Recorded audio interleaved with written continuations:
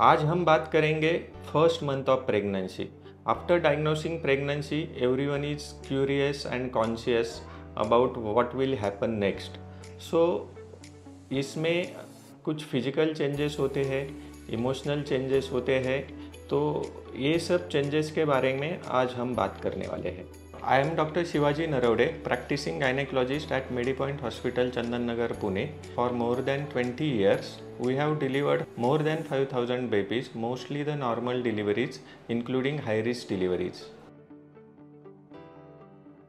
तो पहले हम बात करेंगे प्रेगनेंसी कैसे डायग्नोस किया जाता है। जब जनरली पेशेंट आता है तो मिस्ड पीरियड रहता है, जो मेंसेस मिस हो जाते हैं। तो उसी टाइम होम प्रेगनेंसी टेस्ट से भी आप प्रेगनेंसी टेस्ट करवा सकते हैं या हॉस्पिटल में आके भी करवा सकते हैं। जब 2 पिंक लाइन आती है तो प्रेगनेंसी है ऐसा डायग्नोस होता है।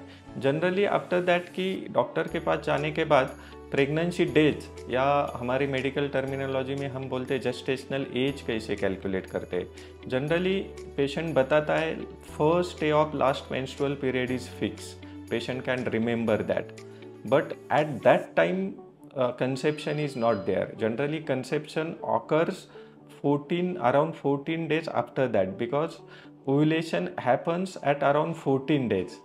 But हम जो कैलकुलेट करते हैं 14 डेज से उसे ओव्यूलेशन एज बोलते हैं, लेकिन जनरली वो हम कंसीडर नहीं करते क्योंकि वो पता नहीं रहता कब ओव्यूलेशन होता है, वो आगे पीछे भी हो सकता है। जनरली कंफर्म इज दैट कि first day of last menstrual period, और इसी हिसाब से सभी सॉफ्टवेयर में, सोनोग्राफी सॉफ्टवेयर में ये सब कैलकुलेट होता है। अभी हम बात करेंगे physical changes in pregnancy.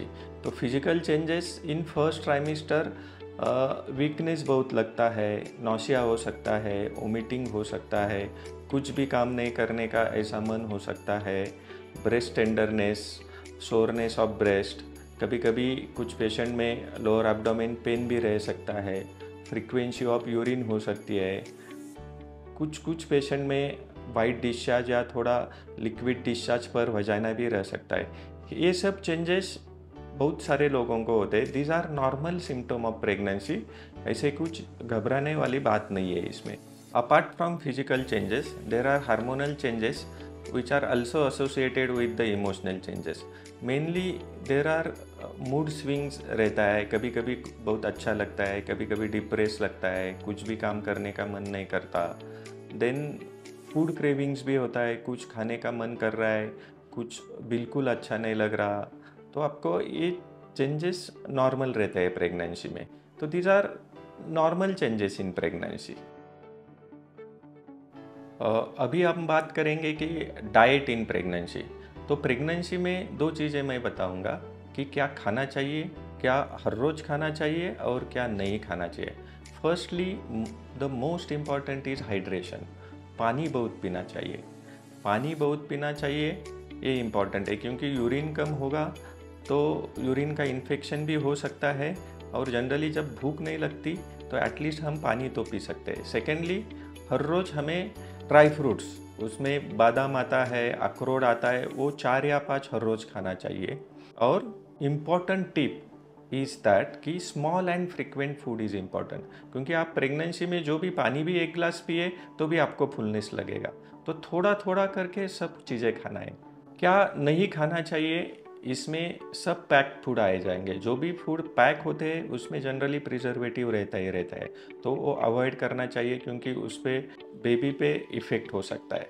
Second thing, जो भी बेकरी आइटम जनरली लिमिट करना चाहिए, जो मैदा वाला आइटम जनरली लिमिट करना चाहिए। और third thing, oily, spicy, deep fried और जो बाहर का होटल का खाना, क्योंकि उसका हाइजीन के बारे में हमें पता नहीं रहता, तो ये चीज़ें जनरली अवॉइड करना चाहिए।